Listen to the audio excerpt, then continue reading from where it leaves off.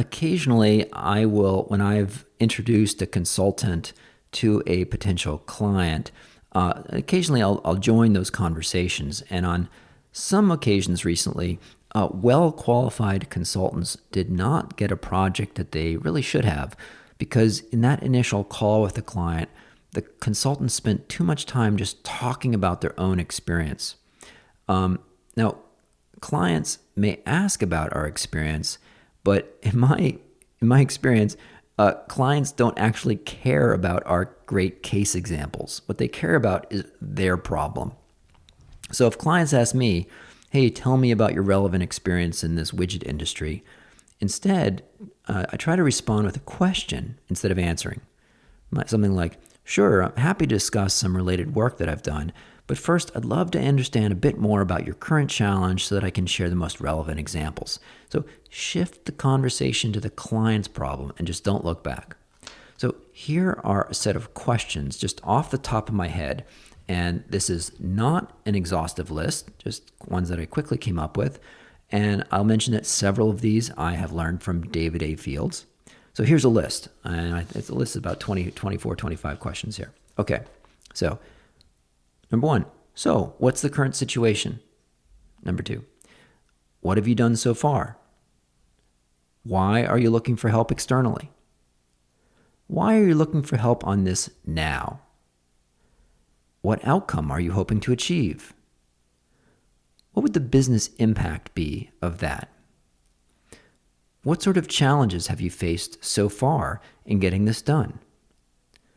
Assume this project were to be a big success. What would that look like? This project could be tackled in a bunch of different ways. What's your mental model of how the project should be done?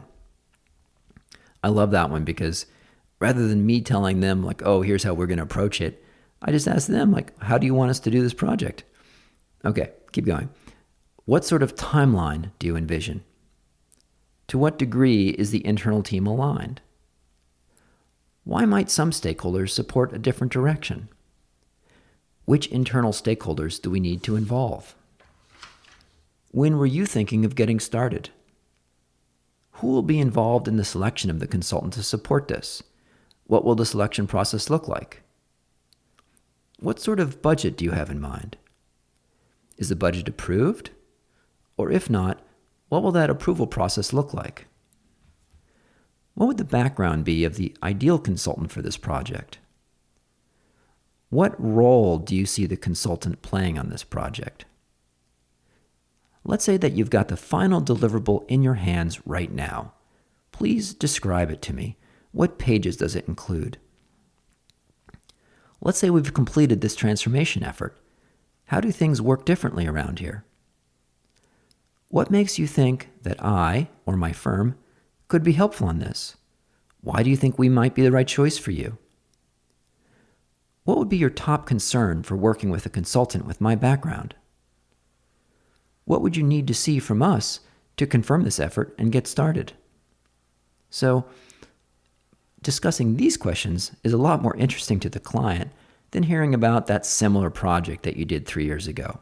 So, I'm sure you can come up with your own additional questions, but think about using what I call the 70-30 squared rule in initial conversations with clients, where you want the client to be talking 70% of the time and you talking 30% of the time. And then of that 30% of the time that you're talking, 70% of that should be questions. And only 30% of 30% should be actually you talking about your experience or making declarative statements. So I hope that's helpful. It's so hard to do it yourself, in my experience. It's easy to observe with other people, but really, we don't know how to put our proposal together until we've really gotten inside the client's head and understood what they're looking for, right? So it's so much easier to sell someone something if that's what they want to buy, rather than forcing something on them that they don't really want. So just ask. Thanks for listening to this episode. You can go to umbrex.com/unleashed and sign up for the weekly email for Unleashed. I'll send you an email that includes a list of all the recent episodes, so you can decide which ones you might want to listen to. Also, occasionally we include some bonus material. And if you'd like to leave the show a 5-star review on iTunes, that would be greatly appreciated. It helps other people discover the show. And you can email me, Will Bachman, at unleashed@umbrex.com. Thanks for listening.